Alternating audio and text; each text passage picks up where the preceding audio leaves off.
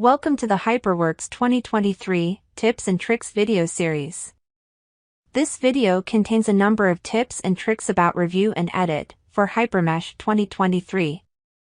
It is intended to be complementary to the respective video from the playlist, HyperWorks 2023 Introduction Basic Handling. More tips and tricks videos exist, one for each video of that playlist. The ID Manager allows review and definition of ID ranges, and automatic ID correction for each entity type of the full model and inside individual include files.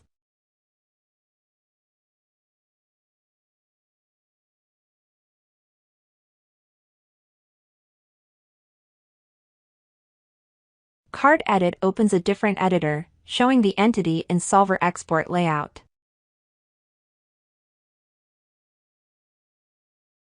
The option, Review, for one or more selected entities, highlights these shaded, with the rest of the model turning transparent.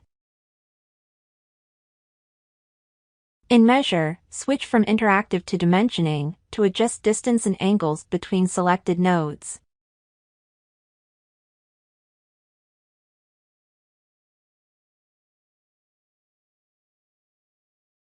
Selecting References, for one or multiple selected entities opens a browser, listing their references.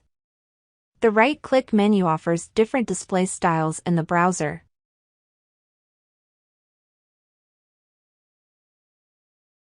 The Matrix browser allows to query, list, edit and export related details of selected entities. Start in the columns at the bottom to choose the entity detail to query. Mark a column header of a queried entity type to select related detail to query, again in the columns at the bottom. Optionally push and pull the content to and from Excel, visualize it on the model, record macros or import and export data. We hope you found some useful tips and tricks in this video. Think of the additional videos available on YouTube, and also visit us on community.altair.com. Thanks for watching.